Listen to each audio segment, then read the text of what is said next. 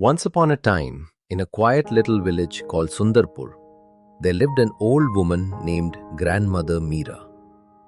The village was surrounded by green fields, narrow mud paths, and tall banyan trees that whispered secrets when the wind passed through them.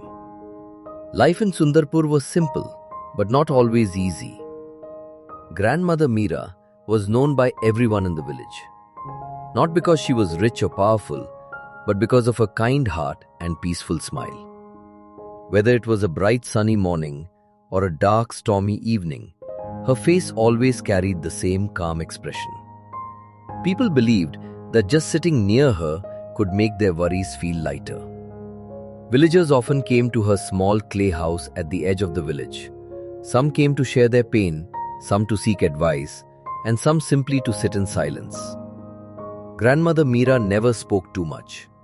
Her words were few, but whenever she spoke, they felt warm, like a soft blanket on a cold night.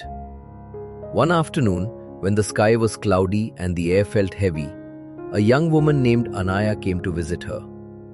Anaya was newly married and had recently returned to the village after many struggles in the city.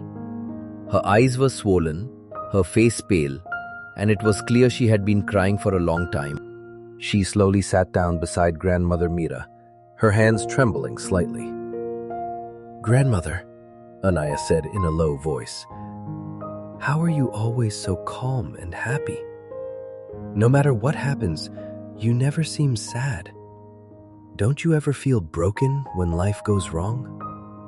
Grandmother Meera smiled gently.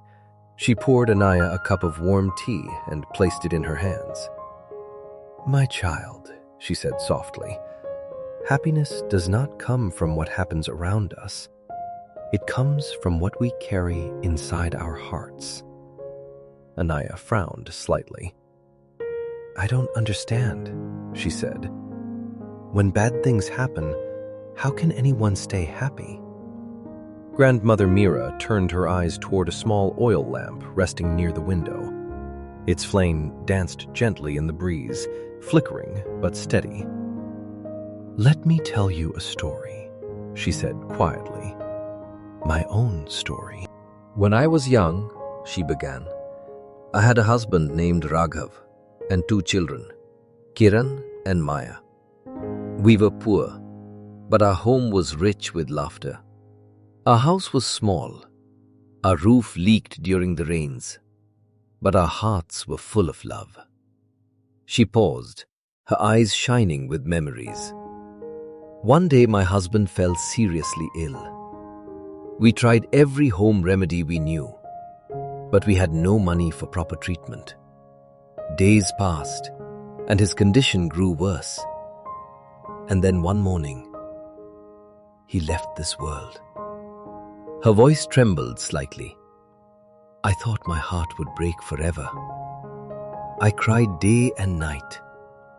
I felt as if all the light had disappeared from my life."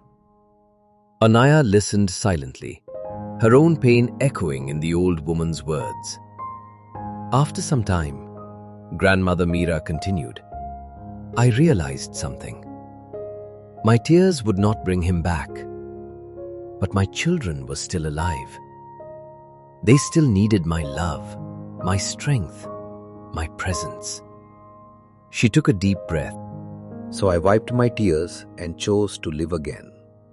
Slowly I understood that life will always give us both sunshine and storms.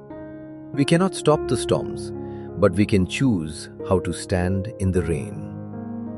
They gently touched the oil lamp. "Every morning, I light this lamp and tell myself, this is a new day. I will find one reason to smile. Some days that reason is very small," she said with a soft smile. "The sunlight through the window, a bird singing, or a kind word from a neighbor. But there is always something good if we choose to look for it." Anaya stayed quiet for a long moment before asking, "But grandmother, what if something truly painful happens again?" Grandmother Meera nodded slowly. "It is not easy," she said gently.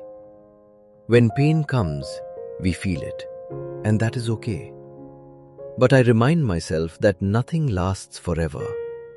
Good days pass, and so do bad days. When something painful happens, she continued, I look at what I still have: my health, my memories, my friends, or simply the gift of being alive. She looked directly into Anaya's eyes. Happiness is a choice, my child. We can stare at the darkness and suffer, or we can look for the light and feel grateful. Anaya looked at the lamp again. The flame flickered, but it did not go out. For the first time in many days, she smiled. Thank you, Grandmother Mira, she whispered. I think I understand now. That night, when Anaya returned home, she found a small oil lamp in her room. She lit it carefully and whispered the same words she had learned that day. This is a new day. I will find one reason to smile. At first, the reasons were small. The morning breeze, children laughing outside, the smell of fresh bread. But slowly, her heart began to change. Even on heavy days, she remembered Grandmother Mira's words. And as time passed, something beautiful happened. The light inside her never went out. Soon, people in Sundarpur noticed the change in Anaya. They began asking her the same question she once asked. How are you always so peaceful? And she would smile gently and say, happiness does not come from the world around us. It begins inside our hearts. And so, a small flame of peace spread quietly through the village. All because one old woman kept her lamp burning and her heart full of light.